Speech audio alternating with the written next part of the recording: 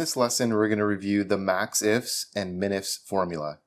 So note that this is a plural formula, which means that you're able to apply multiple criteria to set the precedent of whether or not you want to calculate the max or min amounts. So this formula is helpful in determining both the minimum and maximum amounts when you have certain conditions that need to be applied in either scenario. If you take a look at the formula explanation here, the max range or the min range is the range where we're searching for the minimum or maximum value. The criteria range 1 is the range of the criteria where we want to search for the result. And the criteria 1 is the item that we're looking for in the criteria range.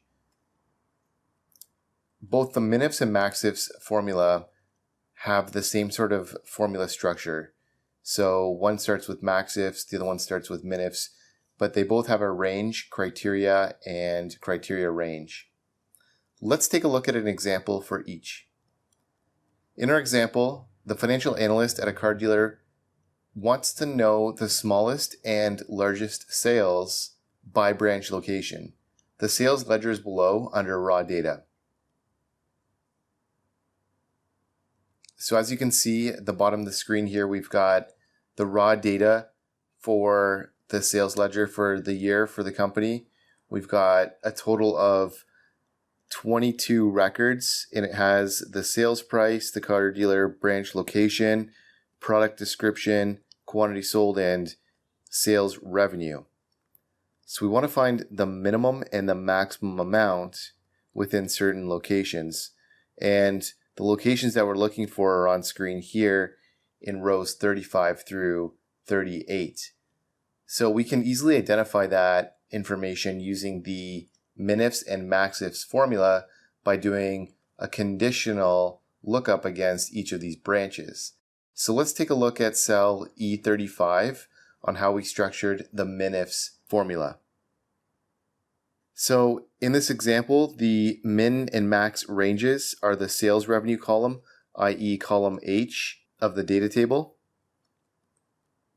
The criteria range is the car dealer branch location column of the data table, i.e. column E, and therefore we select cells E64 through E85.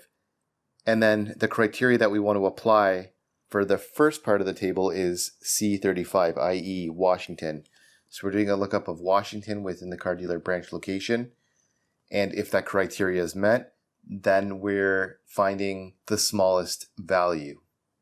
It returns a result of $57. And we can drag that formula down for the Minifs formula, and we can find the smallest values of sales for Alabama, California, and Florida. Similarly, we can use the Maxifs formula to find the largest sales amounts for each of these branch locations by using a very similar formula. It's actually the exact same with respect to the branches that we're looking up, the location within the data table that we're doing the lookup of the branch location, i.e. column E, and the max range in this case will be column H, i.e. sales revenue within the data table. The only difference with the formula is that we're using Maxifs and not Minifs. So that's all there is to it for the Max and Minifs formula when we want to apply a certain criteria. Let's take a look at one more example. Next, the financial analyst wants to know the smallest and largest sale by branch location for the speedometer product. Therefore, two columns must be met in order to return a result of min or max value. So in this case, we also want to know certain product descriptions in addition to having a criteria set for car dealer branch location. So there's actually two criteria, not one. So let's take a look at the data table within rows 55 through 59. So we want to know the smallest and largest sales of speedometers within Washington in rows 56. So again, we can use the Minifs formula. If I open up cell E56, and in cell E56, we can see that the sum range is column H.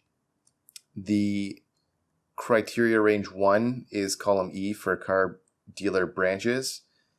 The criteria one is cell C56, which is Washington, and then we're applying a second criteria range, i.e. criteria range 2, and that's column D for product description, and the criteria 2 is speedometer, so cell D56.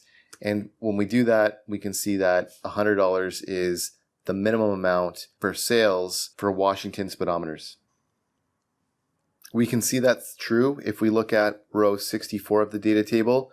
$100 was sold in Washington for speedometers, and if we search through the table for Washington speedometers, it doesn't look like there are any others, so that is accurate.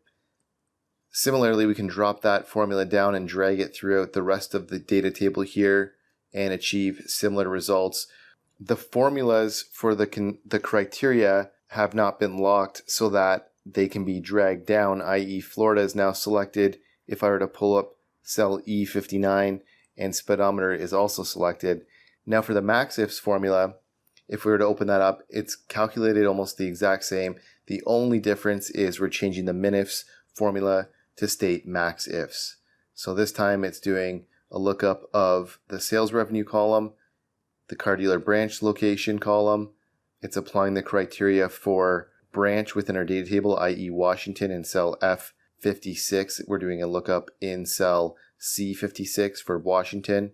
And we're applying the second criteria for product description, which exists in column D in cells D64 through D85 of the data table.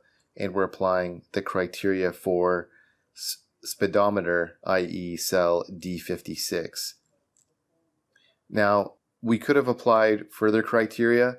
As you can see, as part of this formula, it lets you put a criteria range 3 and so on. It's got ... at the end, meaning that it's not limited to just 3 criteria ranges.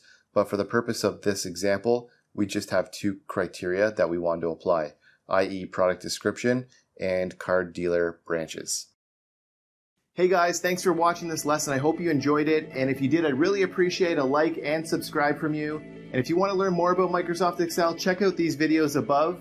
And don't forget to check out our website, commercecurve.com, where we have lots of in-depth finance and accounting courses available with full training workbooks. All of our courses come with complete workbooks of lessons, examples, pre-built financial models, and training video. Hope to see you there.